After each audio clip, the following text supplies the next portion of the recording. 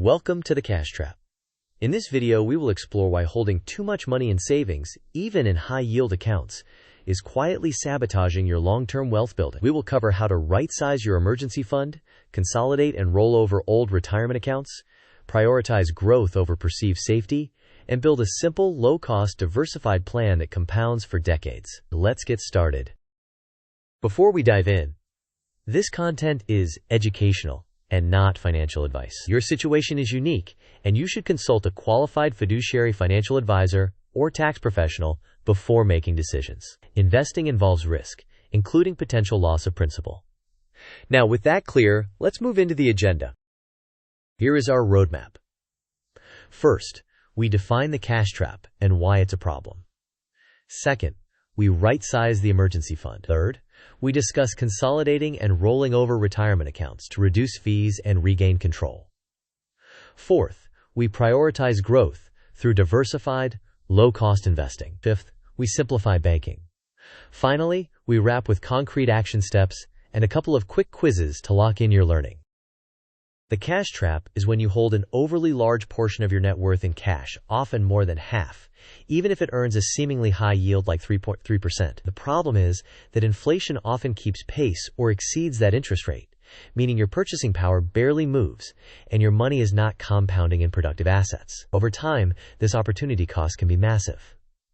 Next, let's quantify how this plays out. Let's illustrate the math. If $100,000 sits in a high-yield savings account at 3.3%, while inflation runs around 3.4%, your real return is approximately negative 0.1%. You are maintaining liquidity, but not building wealth.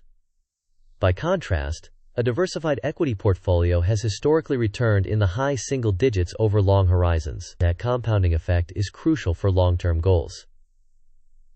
The takeaway is that cash is a liquidity tool, while equities are a growth engine. Hold the cash you need for near-term stability and deploy the rest into diversified investments. This diagram shows a decision flow for allocating your cash. You begin with total cash on hand. First, determine your emergency fund need, typically 3 to 6 months of necessary living expenses.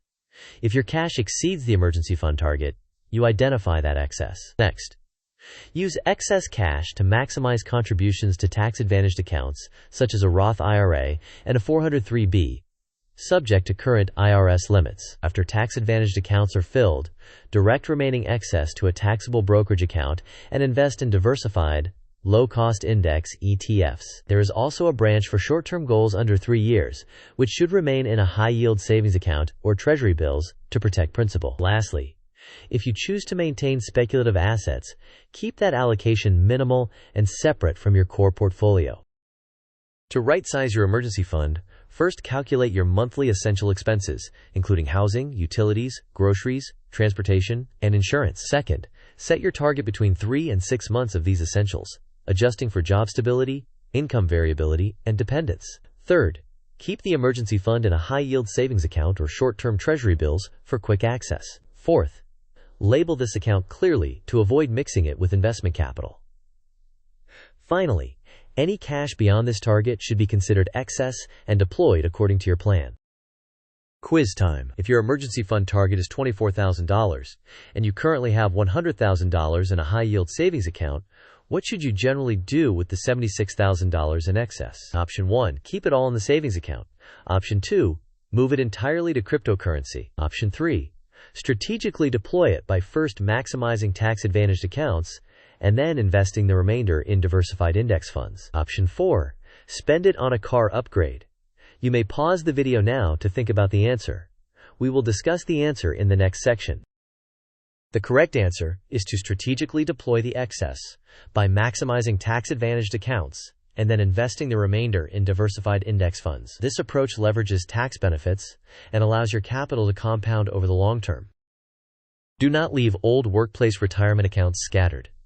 High, hidden fees and poor investment options can quietly erode returns. Rolling over assets into a modern, low-fee IRA or consolidating into your current 403(b) can lower expenses, simplify management, and provide a coherent asset allocation. This simplification is critical for long-term performance and peace of mind.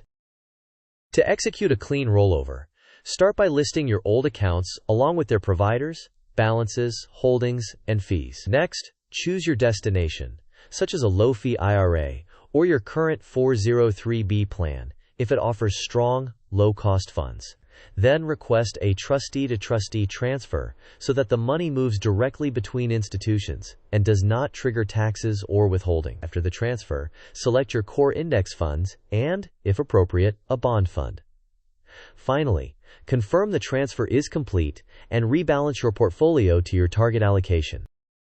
This sequence diagram walks through the rollover process. The investor requests a direct rollover from the old 401(k) provider. The old provider sends funds directly to the new IRA custodian in a trustee-to-trustee transfer, which avoids withholding and prevents a taxable event. The new custodian confirms receipt, after which the investor places trades into selected low-cost index funds. Finally, the custodian issues a statement showing the updated allocation. This orderly sequence minimizes errors and maintains clarity. On the left is the high-yield savings account. It offers high liquidity and low volatility, making it ideal for emergency funds and near-term goals. However, returns are low and may be overtaken by inflation over time. On the right is a diversified investment portfolio. It is more volatile in the short term, but serves as a growth engine that compounds over long horizons, making it appropriate for goals 5 or more years away. Historically, diversified equities have outpaced inflation, which is essential for building purchasing power. Here is the growth plan. First, fill your tax-advantaged accounts like a Roth IRA and a 403(b). If needed, temporarily use excess savings to cover living expenses while you increase contributions. Second, build your taxable brokerage account with a consistent schedule, buying low-cost diversified index exchange-traded funds such as Total Market or S&P 500 trackers. Third, automate contributions and reinvest dividends. Fourth, resist timing the market and maintain a long-term horizon. The Markdown Quick Start outlines a simple core portfolio: total market equity as the core, a bond fund if your risk tolerance requires it, and an optional small international tilt. Keep costs low and allocation stable. This table summarizes concrete actions. For the emergency fund, set 3 to 6 months of essential expenses in a separate account. For workplace retirement accounts, execute a trustee-to-trustee rollover into a low-fee IRA, or consolidate into the current plan if it is strong. For Roth IRA and 403(b) accounts, contribute aggressively within current IRS limits and automate. In your taxable brokerage, schedule monthly purchases of low-cost index ETFs and reinvest dividends. Simplify banking by consolidating and stopping unnecessary zeroing out techniques. Finally, keep speculative assets minimal and separate from your core portfolio. Simplify your cash management. Use a single high-yield savings account for your emergency fund and near-term goals. Eliminate the zeroing out checking routine, which creates work for negligible benefit. Automate transfers to your investment accounts on payday and create clear buckets for emergency funds, recurring bills, and your brokerage account. The simpler the system, the more likely you are to stick with it. If you choose to hold speculative assets such as cryptocurrency, keep the allocation small and separate from your core portfolio. Do not fund speculative positions with your emergency fund. Remember that your core wealth engine is broad, low-cost index funds that compound over time. This mind map depicts a simple core portfolio. The root is the core portfolio. One branch is equities, with a total market exchange-traded fund as the primary holding, and a small, optional international tilt. Another branch is bonds, including a U.S. aggregate fund or short-term treasuries depending on risk tolerance. The rules branch emphasizes keeping costs low, automating contributions, rebalancing periodically, and staying the course during market volatility. Second quiz. For most people, how much should an emergency fund typically cover? Option 1, 1 to 2 weeks of expenses. Option 2, 3 to 6 months of essential expenses. Option 3, 2 years of total income. Option 4, 0, invest everything. You may pause the video now to consider your answer. We will discuss the answer in the next section.